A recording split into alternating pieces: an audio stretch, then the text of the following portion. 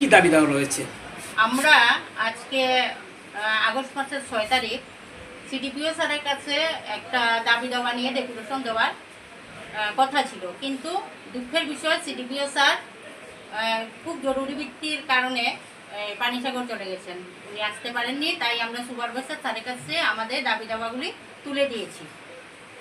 এটাই আজকে ডেপুটেশন। আমাদের দাবি দেওয়ার মধ্যে কি কি দাবি দেওয়া ছিল? দাবি দেওয়ার মধ্যে কি কি বলতে, আমাদের যে স্মার্টফোনটা দেওয়া হয়েছে এটা 4G আমরা কোনো কাজ করতে পারি না।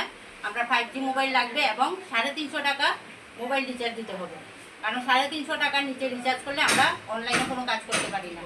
2 নম্বর দাবি হলো, আমাদের যে ফিটিং বিল আছে বাজার দরের সাথে কোনো সামঞ্জস্য নেই, বাজার দরের সাথে সামঞ্জস্য রেখে আমাদের ফিটিং বিলটা দিতে হবে। 3 নম্বর কারণ হলো, আমরা গ্র্যাচুইটি পেয়েছি, গ্র্যাচুইটি আমাদের এখনো প্রদান করা হয়নি, অতি সত্বর প্রদান করলে আমরা খুব খুশি হব। তৃতীয় কারণটা পঞ্চম কারণটা হলো, আমরা যে অনলাইনে কাজ করি, ফিটিং ফেসবুকের কাজ করি, টিএচআরের কাজ করি, এই কাজগুলো আমরা 1 আগস্ট থেকে বন্ধ রেখেছি। কারণ যত সময় পর্যন্ত আমাদের এই দাবিগুলো মানছে না, তত সময় আমরা অনলাইনে কোনো কাজ করব না। আমাদের ডেপুটেশন দিতে অনেক দেরি হয়ে গেছে, কারণ আমরা সবাই 31 জুলাইয়ের মধ্যে ডেপুটেশন দিয়ে দিয়েছি। আমরা সবাইকে একসাথে করতে অনেক সময় লেগেছে, তাই আমি ডেপুটেশন দিতে দেরি হয়ে গেছে, 6 তারিখ দিলাম। তো আমরা 1 আগস্ট থেকে আমরা বন্ধ রেখেছি, কিন্তু ডেপুটেশনটা আমরা 6 তারিখ দিয়েছি। তো সরকারের কাছে আবেদন, আমাদের ডিপার্টমেন্টের কাছে আবেদন, আমাদের অতি সত্বর আমাদের যে ভাতা আছে, আমরা অনারিয়াম যে পাই, অনারিয়ামটা বাড়িয়ে দেওয়া হোক এবং ফিটিং বিলটা বাজার দরের সাথে সামঞ্জস্য রেখে আমাদের দেওয়া হোক এবং মোবাইলটা 5G দেওয়া হোক।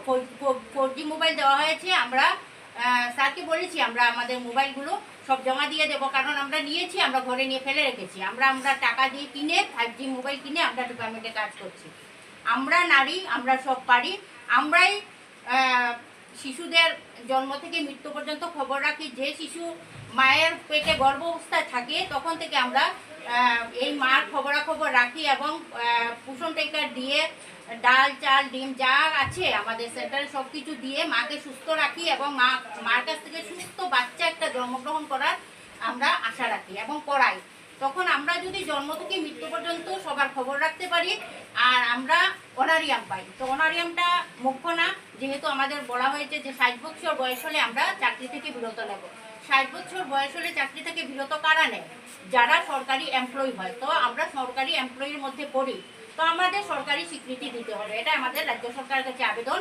এবং যতদিন পর্যন্ত আমাদের দাবি দেওয়া মানছে না, ততদিন পর্যন্ত আমাদের সেন্টারের সব অনলাইনের কাজ বন্ধ রাখবো। আপনার পরিচয়? আমার পরিচয়, আমি অঙ্গনারী ওয়ার্কার, ধর্মনগর নগর পঞ্চায়েত, দেবযানী রায়।